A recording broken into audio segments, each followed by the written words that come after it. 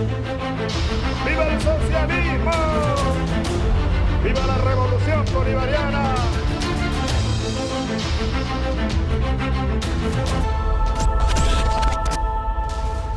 Y ahora en resumen latinoamericano vamos a hablar de una obra de teatro, una importante obra de teatro que se reestrena en Buenos Aires y que recomendamos muy calurosamente.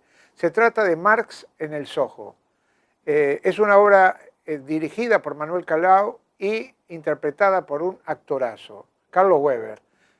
Realmente estuvimos con él y no solamente nos entusiasma pensar en una obra en la cual Carlos Marx vuelve otra vez a revivir, sus ideas viven más que nunca, pero de pronto aparece en el Soho, y no en el Soho londinense, sino en el Soho de Estados Unidos. Es una obra con toques muy fuertes de humor, pero sobre todo una obra ideológica importante para que vean los jóvenes, para que se formen los jóvenes sobre quién era Marx realmente. Y sobre todo, es una obra que cae en un momento justo. Hoy que en la Argentina estamos gobernados por las antípodas de Marx y que en América Latina los voceros de las antípodas de Marx avanzan ganando territorio y que la resistencia de los luchadores y trabajadores y estudiantes que son los que piensan y llevan adelante las ideas de Marx, bueno, esta obra es fundamental. Se da en el Teatro de la Comedia, en la calle Rodríguez Peña al 1000, en Buenos Aires, los días jueves. Vayan a verla y después nos la comentan. Pero vean esta entrevista con Carlos Weber que nos parece interesantísima. ¿Por qué Marx se fue al Soho? Karl Marx, alemán, se fue al Soho porque lo expulsaron de Alemania, después lo expulsaron de Bélgica, después lo expulsaron de Francia. Entonces fue a Inglaterra, donde recibían a todos los refugiados del mundo. Pero no tenía medios para estar en un lugar mejor que el Soho. Y el Soho no es el Soho de marketing que conocemos ahora. El Soho era un lugar siniestro, bien cerca de donde tiraban las aguas podridas de la ciudad. Se fue por pobre, era pobre. Marx no venía de una familia de dinero, pero sí eran intelectuales, eran gente preparada. Y su esposa era una hija de familia de aristócratas alemanes, de Westphalen. Y lo dejó todo ella por su amor por Marx. Se conocieron cuando ella tenía 17 y él 19. Una historia de amor extraordinaria y de lucha política la de esa pareja. Y la obra la refleja en alguna manera. Ella tenía una gran influencia sobre él y además lo aconsejaba políticamente, por lo que se sabe de lo que hemos leído, y muchas veces contrariaba algunas de las cosas que el propio Marx planteaba. Completamente es así, sí.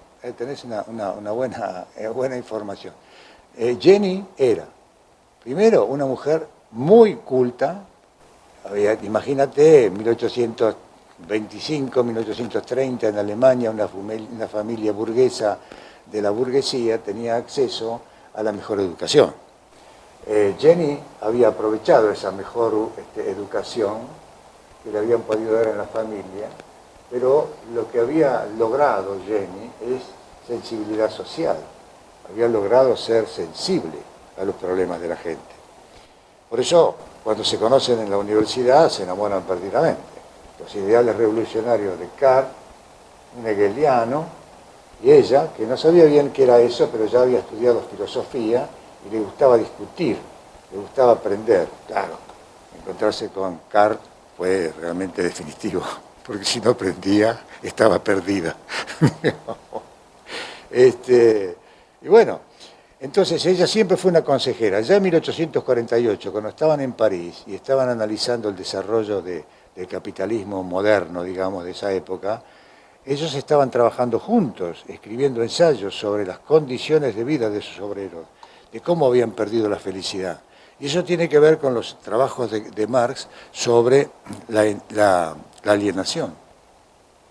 Ellos lo discutían mucho, el concepto de alienación, de cómo el trabajador, al desprenderse del producto de la creación, lo considera ajeno y ya después el trabajo de producción se convierte en una tortura, se convierte en algo que de ninguna manera continúa siendo creativo, sino que es una suerte de cárcel, digamos, para enriquecer al capitalista dueño de los medios de producción. Bueno, no se quiere pegar esta barba. Marx se resiste. Se resiste la barba de Marx, porque en realidad, yo voy a serle franco, a nosotros los actores no nos gustan los postizos. Lo que pasa es que como tenemos que trabajar en distintos ámbitos y hacer distintos trabajos, no podemos permanecer con la misma imagen.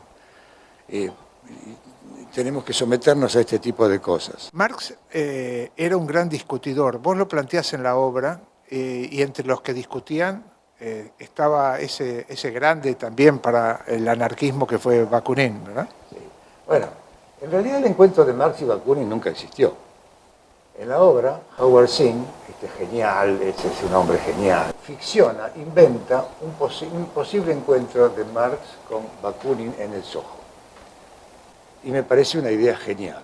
Entonces ahí se da la discusión que se daba en otros planos, se da dramáticamente, uno frente al otro. Lo que pasa es que es, digamos, un momento breve, pero muy fuerte, cuando Marx intenta explicarle a Mikhail Bakunin qué es la dictadura del proletariado, cuál es ese concepto.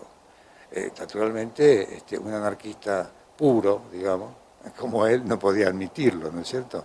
Es decir, no podía admitir una organización primera con los trabajadores, una suerte de Estado de los trabajadores para que transformaran la sociedad. Bakunin no quería ni siquiera ese Estado, no quería ningún Estado. Bueno, obviamente sus revoluciones fracasaron en todas partes. Es lo que le dice Marx a él. La obra tiene mucho humor. Sí. ¿Marx era un hombre de buen humor? Sí. Marx es un desconocido. Lamentablemente muchos argentinos han muerto por tener un libro de Marx en su biblioteca, tal vez que no lo hayan leído, porque también ocurría eso. Es decir, tenían un extracto del Capital, tenían Manifiesto Comunista, tenían algunas otras conversaciones, pero muy poco leían. En la facultad, los que tuvieron la suerte de educarse de esa manera, los otros en alguna militancia. Entonces, conocían poquito del Marx filósofo, del Marx político, y también, no conocían nada del Marx de la vida real, el Marx padre de familia, el Marx amigo. Marx era un hombre. Primero hablaba 9 idiomas, había estudiado canto, conocía de memoria pasajes y obras enteras de Shakespeare, de Molière, de Racine, de Schiller, de Goethe, por supuesto, el Dante.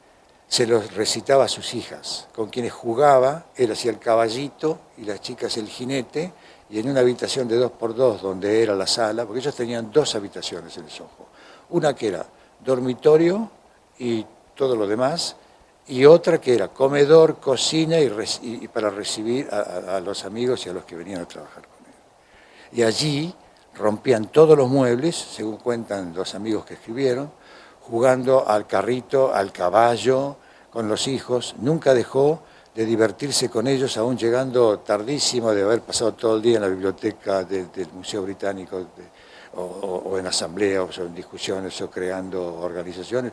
Era un gran contador de cuentos, inventaba relatos para todo el mundo, recreaba relatos clásicos e inventaba los propios, y para los chicos siempre había uno diferente, por eso siempre era acosado por los chicos. Contá, moro, porque así lo llamaban, ¿no?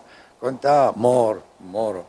No, realmente es para enamorarse ese hombre. Yo aprovecho esta oportunidad que me da la vida, es el personaje más hermoso que me ha tocado hacer en mi vida, el más rico, el más, ¿cómo te puedo decir?, profundo, el que tiene más contradicciones al mismo tiempo. Él usaba la frase de Séneca, nada de lo humano me es ajeno, ¿no?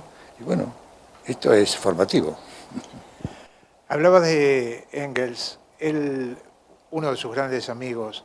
¿Recreas en la obra los encuentros con Engels, las discusiones? No, la obra no hace pie ahí.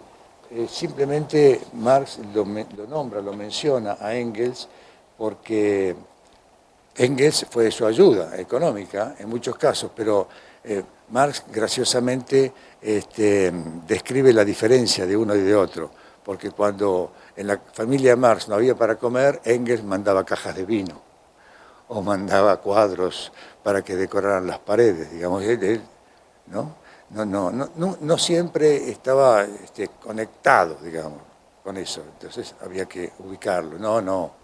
No, querido, necesitamos comida. ¿Vos crees que Marx hoy es reconocido o puede ser reconocido por las juventudes actuales? ¿Es un pensamiento que puede seguir siendo abrazado como fue abrazado en la década de los 70? Lamentablemente Marx siempre hace falta. El día que Marx no haga falta, el día que no vuelvan a leerlo, que no haya reediciones, estaremos viviendo en ese mundo más justo por el que él luchó. Eso estoy absolutamente seguro. Pero últimamente, en todo el mundo se han reeditado otra vez las obras de Marx y tienen una venta extraordinaria. Es el tercer libro más vendido de todos los libros de la humanidad, El Capital. Es algo impresionante. Y últimamente ha habido otra vez una ola de revisión del pensamiento de Marx. Y por suerte alejados de aquella ola que venía de la Unión Soviética. Me refiero a la Unión Soviética stalinista, ¿no es cierto? No al ideal de la Unión Soviética, ese experimento maravilloso, sino lo que resultó con el stalinismo. Y bueno, y aprovecho para decirte que en Marx en el Soho, Marx se encarga de señalar eso. Marx decía, lo más revolucionario que un hombre puede hacer es decir la verdad. Ahora alguno se puso a decir alguna verdad y miren lo que está pasando. No es revolucionario, pero bueno. Hay un libro lleno de cosas apócrifas, pero de un argentino o de no, creo que es un venezolano, que se llama El señor Marx no está en casa. Entonces cuentan que Eleonor, la Tutsi, la más chiquita, la más brillante, como dice Marx en la obra, como ellos no tenían plata para pagar nada, entonces venían los cobradores y ella se asomaba y decía, el doctor Marx no está en la casa, el doctor Marx no está en la casa, permanentemente, ¿no? Y no tenían para nada. Y ellos se empeñaban todo.